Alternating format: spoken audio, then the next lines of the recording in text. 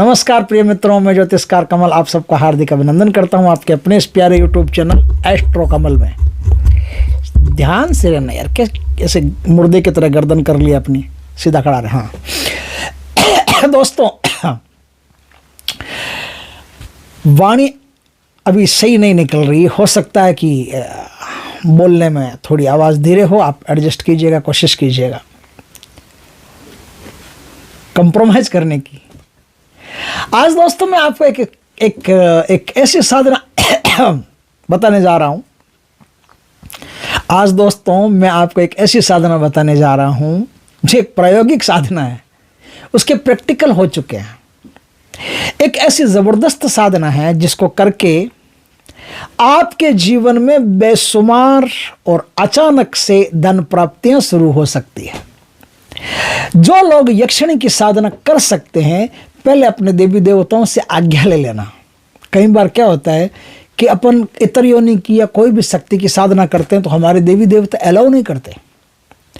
जो अलाउ कर देते हैं उनके लिए साधना ज़बरदस्त है, जिनको अलाउ नहीं करते वो न करें, वो अपना दैनिक रोजगार करते रहें और जो देवी देवता उनके उन्हीं का बस टिकोरी करते रहें, आरती पूजा करते रहें। लेकिन जिनको उनके देवी देवता अलाउ कर देते हैं उनको ये साधना सुप्रीम है, गजब की, अद्भुत है। ये साधना क्या है? ये साधना महालक्ष्मी यक्षिणी की साधना है। वैसे महालक्ष्मी की साधना करने में तो कोई देवता मना कर नहीं सकता, लेकिन ये महालक्ष्मी यक्षिणी की साधना, जैसे कालिका यक्षिणी है, कोई भी यक्षिणी की साधना करने में मना कर सकते हैं। यक्षिणी क्या करती है? महालक्ष्मी तो आपको धन देती है धीरे धीरे आराम से, लेकिन यक्षिणियाँ जब धन देना शुरू करती है, किसी को धनवान बनाना शुरू करती है, तो एकदम से लिफ्ट करवा देती है, अचानक से लिफ्ट करवा देती है। अजमेर के एक तांत्रिक है, उन्होंने अचानक से एक आदमी पर मुसीबत आई हुई थी तो उसको ये साधना करवा दी थी।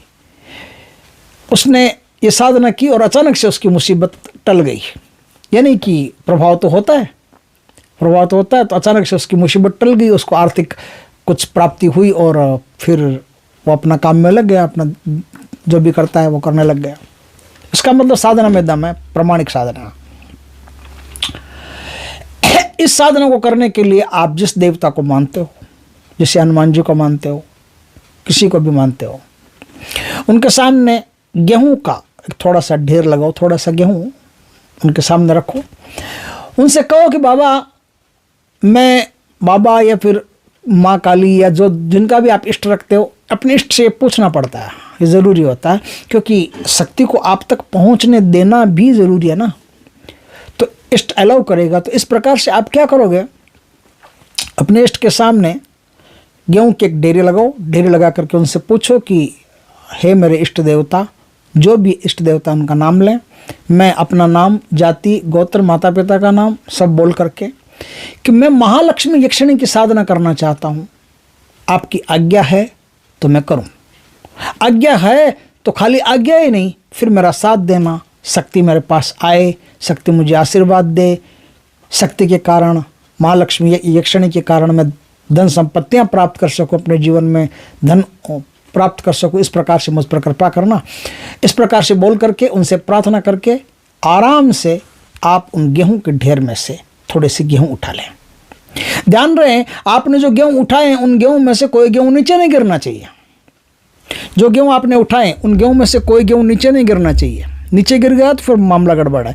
जितना, इसलिए थोड़ा सा ही उठाना। आप उठा लिया, अब उस गेहूं को दूसरे हाथ में लेकर के गिनिए। अगर 1, 3, 5, 7, 9 इस प्रकार से गेहूं आते हैं, यानी विषम संख्या में आते हैं, तो आज्ञा है आप साधना कीजिए। और 2, 4, 6, 8, 10 क्या, 2, 4, 6, 8 इस प्रकार से आए तो ये सम संख्या में है, तो सम संख्या में है तो आप नहीं कर सकते। फिर आप भूल जाइए, इस साधना को आप नहीं कर सकते। इस प्रकार से आज्ञा लेकर के, और आज्ञा एक ही बार लेनी है। ऐसा नहीं है कि आप 2 बार 3 बार ऐसे ट्राई करेंगे, इस बार नहीं हुआ तो इस बार नहीं, सिर्फ एक ही बार, ये एक ही बार में फैसला हो जाना चाहिए। आप आज्ञा लेकर के अब इस साधना को करें। अब ये साधना कैसे होगी? इस साधना का नियम है कि ये साधना बरगद के वृक्ष के नीचे होती है, दीपावली की रात को होती है। दीपावली की रात को ये साधना आपको करनी है। क्या करना है? बरगद के वृक्ष के नीचे। लेकिन बरगद के वृक्ष के नीचे कौन जाने देगा आपको? मैंने किसी ज़माने में बरगद के वृक्ष के नीचे साधना की थी, बहुत पुरानी बात है। उस समय गांव में कोई आता जाता नहीं था। आज अगर मैं सोचूं कि बरगद के वृक्ष के नीचे साधना कर लूं तो पूरी रात तो ट्रैफिक चलती है। अब वहाँ इतनी ट्रैफिक हो गई है, अब वहाँ इतने लोग आते जाते रहते हैं कि देख करके डर जाएंगे, ये क्या कर रहा है, ये कोई तांत्रिक भयंकर क्रिया कर रहा है। तो आप एक काम करना, बरगद की डाली अपने घर ले आना। पहले बरगद को निमंत्रण देना कि हे बरगद, हे वट वृक्ष देवता, मैं महालक्ष्मी यक्षिणी की साधना करने के लिए आपको ले जा रहा हूँ, मुझ पर कृपा करें। दूसरे दिन जाकर के दीपावली की रोज बरगद की छोटी सी डाली आप ले लें या शाखा ले लें, और कोई शाखा या कोई जो बरगद की जड़ होती है वो जड़ थोड़ी सी उनसे प्यार से आराम से धूप प्रसाद चढ़ा करके, जल चढ़ा करके वो थोड़ी सी शाखा ले लें। वो शाखा या तो अपने सर में लगा करके, बालों में क्लिप लगा करके आप कर सकते हैं, नहीं तो आप जहाँ साधना कर सकते हैं सेलो टेप से ऊपर चिपका सकते हैं, नहीं तो डोरी से बांध करके ऊपर लटका सकते हैं। जहाँ आप साधना कर रहे हैं आपके सर के ऊपर वो बरगद की डाली का टुकड़ा रहना चाहिए, इस बात का खास ख्याल रखें। अब आपको बरगद के 9 पत्ते लेके आने, वो भी साथ में आप ले आइए, उनको धो के एक कलश की स्थापना करनी है। अब आपको मुंह रखना है उत्तर दिशा में, उत्तर दिशा में मुंह रखना है, लाल कलर के आपको वस्त्र पहनने हैं। वहाँ एक तांबे का कलश, कलश में 2 लौंग, इलायची, 1 रुपये का सिक्का, इस प्रकार से डाल करके पत्ते अंदर की साइड में पत्ते लगा करके उन पत्तों पर नारियल स्थापित करें। अब नारियल और कलश दोनों की पंचोपचार पूजा कर लें। कलश पर कुमकुम से स्वास्तिक बना दें, नारियल पर भी स्वास्तिक बना दें और कलावा लपेट करके धूप दीप करके गुड़ का भोग लगा करके उनको तृप्त कर दें। अब आपका एक काम हो गया। कैसे करेंगे? बाजोट के ऊपर लाल कपड़ा बिछा करके महालक्ष्मी जी का चित्र लगा करके सामने, महालक्ष्मी जी की दाहिनी तरफ ये जल रख करके, इस प्रकार से आप ये काम करें। अब महालक्ष्मी जी के सामने आप चावलों का ढेर लगाएं। चावलों का ढेर लगा करके उस ढेर के ऊपर मिट्टी का एक दीपक लगाना है, समझ गए? उस ढेर के नीचे, चावलों के ढेर के नीचे पहले कुमकुम बिछा लें। कुमकुम बिछा करके और उस कुमकुम के ऊपर चावलों का ढेर, चावलों के ढेर के ऊपर एक दीपक, मिट्टी का दीपक लगाएं। मिट्टी का दीपक होना चाहिए, काले तिल का तेल उसमें भरें, काले तिल का तेल उसमें भरें।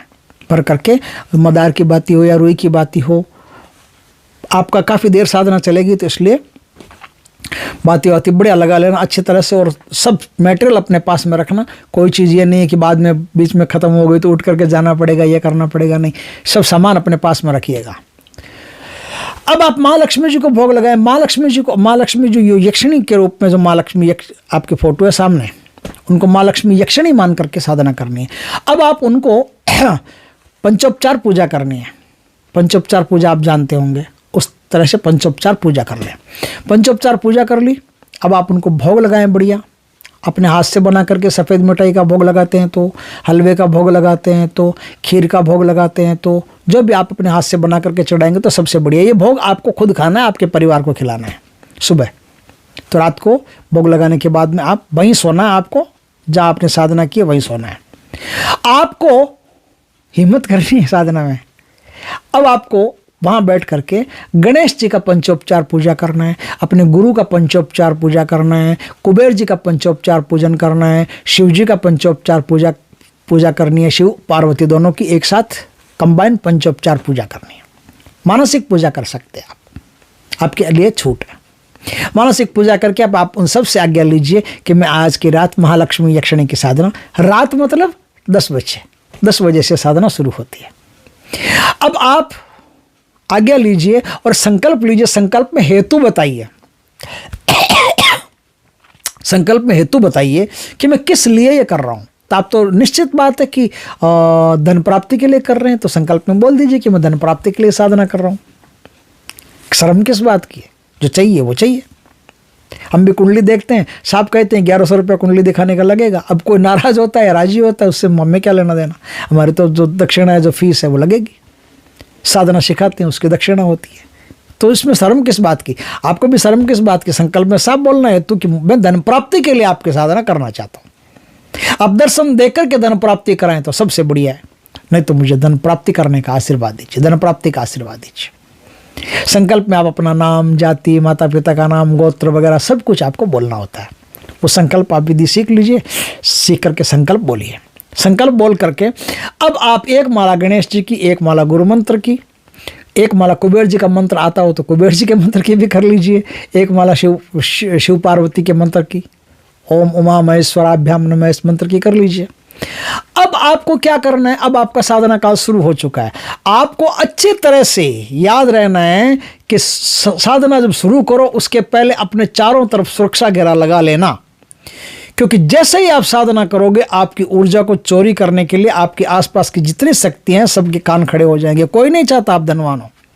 बुरी शक्तियां कभी नहीं चाहती कि आप धन प्राप्त करें, क्योंकि धन, जिसके यहाँ धन प्राप्त हो गया है उसके यहाँ अच्छे लोगों का यानी ऊर्जावान लोगों का आना जाना शुरू हो गया। जो फक्कड़ है, जिसके पास धन नहीं है, हालत खराब है, उसके पास वैसे ही तो लोग आएंगे। उसके पास अमीर, धनवान, ऐसे बड़े बड़े लोग किस लिए आएंगे। लेकिन आप यदि अरबपति हो गए सपोज करो और बहुत बढ़िया बंगला आपने ठुकवा लिया शहर में, गांव में, जहाँ कहीं भी, अब आपसे मिलने के लिए भी कोई मामूली आदमी तो आएंगे नहीं, बड़े बड़े लोग आएंगे। और बड़े बड़े लोग आएंगे तो उनके साथ एक पॉजिटिव वाइब्स होती है, पॉजिटिव ऊर्जा होती है। तो कोई भी नेगेटिव शक्ति चाहती नहीं है कि आप धनवान बनो। वो यहाँ तक कर सकती है कि आप बस खाने कमाने लायक रहो, 100 रुपया कमाया, 100 रुपया खा लिया, बस आपकी जेब में कुछ नहीं बचना चाहिए। नेगेटिव शक्तियाँ ये चाहती है, क्योंकि ये चाहती है ऐसा होगा तभी नेगेटिव शक्तियों का आपके घर में राज हो सकता है। आप धनवान बन गए तो आपके घर में नेगेटिव शक्तियों का राज होना मुश्किल है, क्योंकि जितने लोग आपके संपर्क में आते हैं, अगर लोग आपके संपर्क में आने वाले पॉजिटिव वाइब्रेशन वाले हैं तो नेगेटिव शक्तियों को बड़ा खतरा रहता है। इसलिए साधना में सुरक्षा घेरा अत्यधिक अनिवार्य है, 100% अनिवार्य है, याद रखना। सुरक्षा घेरा लगा करके फिर इस साधना को करें।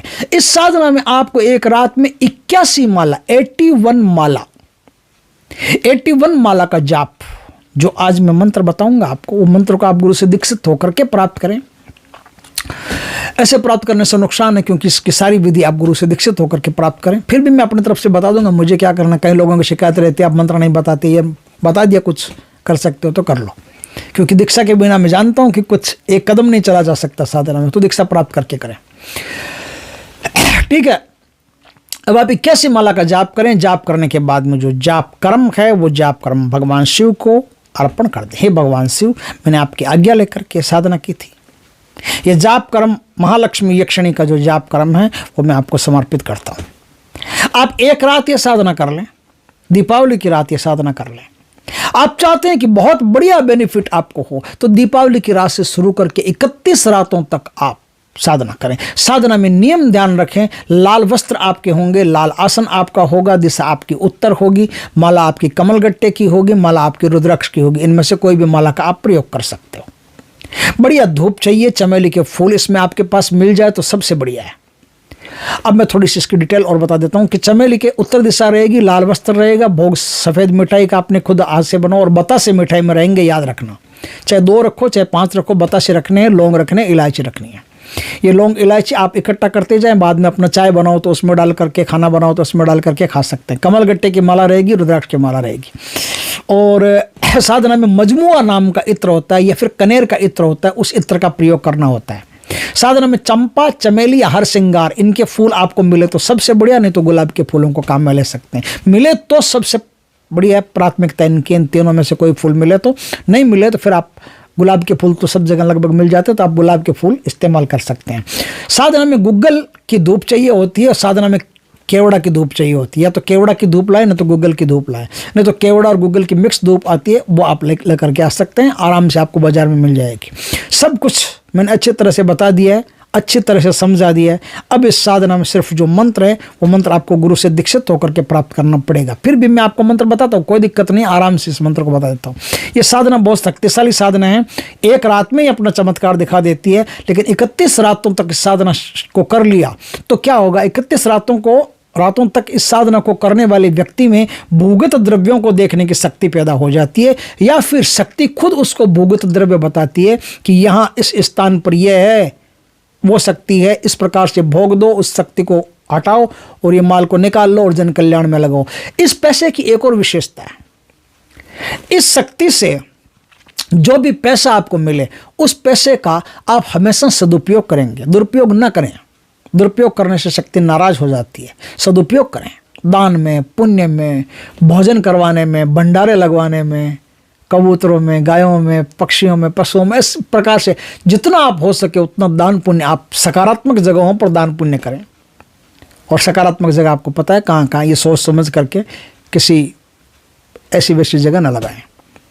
आप जितना दान पुण्य करते रहेंगे उतना माँ लक्ष्मी की कृपा से, माँ लक्ष्मी यक्षिणी की कृपा से ये शक्ति आपको दिनों दिन मालामाल करती जाएगी। और आप आश्चर्य करोगे कि इतना धन प्राप्ति आपने अपने जीवन में कभी कल्पना नहीं की होगी, उतना धन प्राप्ति आप कर सकते हो। और जिन्होंने कल्पना की होगी उनको भी कल्पना से पार ये धन प्राप्ति करवा सकती है। भूगत द्रव्यों से लेकर के कई प्रकार के धन आपको प्राप्त करवा सकती है, जिसका आपको सदुपयोग करना है। मंत्र सुनो। ओम ह्रीं क्रीं महालक्ष्मे नमः। इसमें कहीं कोई यक्षिणी नाम का जिक्र नहीं है, तो आप शंका मत करना कि इसमें यक्षिणी नाम का जिक्र नहीं है, ये वो है, ऐसा कोई कुतर्क करने की आवश्यकता नहीं। लक्ष्मी यक्षिणी का मंत्र यही मंत्र है। तो इस मंत्र का आप प्रयोग करके शक्ति को अपने सामने प्रत्यक्ष भी कर सकते हैं। शक्ति सपने में भी आपसे कांटेक्ट कर सकती है। और साधना में आपको जो बातें मैंने बताई दी होगी, साधना में कम से कम वार्ता करनी होती है, शुद्ध सात्विक रहना होता है, एक समय भोजन करके साधना करो तो सबसे बढ़िया है। साधना में आपको वहीं सोना होता है जहां आप साधना करते हो। साधना में ढीले या बिना सिले हुए कपड़े पहनना होता है। ये सब बातें जो नॉर्मल अक्सर बताता हूँ, वो सब बातों का आपको खास ख्याल रखना। और दान पुण्य साधना के दौरान आपको करना है, लेकिन रुपये का दान गलती से भी मत करना। जब तक आपकी साधना चले तब तक रुपये का दान किसी को भी मत करना। कोई कहना बाबा जी वही उस यात्रा में जा रहे हैं 101 रुपये दे दो, नहीं, सवाल ही नहीं है। खाना दे दो, पीना दे दो, कुछ भी दे दो, पहनना दे दो, कपड़े दे दो, जूते दे दो, कुछ भी दे दो, लेकिन रुपये किसी को भी मत देना। साधना में रुपये देना, रुपये का दान करना 100% वर्जित होता है। यदि रुपये का दान किया तो साधना फेल है। आप समझ लेना अच्छी तरह से। हर चीज़ को मैंने बहुत ही बारीकी से और बहुत अच्छी तरह से समझाने की कोशिश की है। शायद आप समझ गए होंगे, नहीं समझ गए होंगे तो फिर पूछ लेना, जब दिक्कत हो तब पूछ लेना दिक्कत क्या है। तो दोस्तों, वीडियो अच्छा लगे तो लाइक करना, कमेंट करना, शेयर करना। पहली बार हमारे चैनल पर आए, चैनल को सब्सक्राइब करना। पास में जो बेल आइकन का बटन है वो दबा देना, ताकि हमारे ज्ञानवर्धक जानकारीपूर्ण वीडियो सबसे पहले आपके पास आ सके। जय श्री कृष्ण दोस्तों, जय माँ लक्ष्मी की।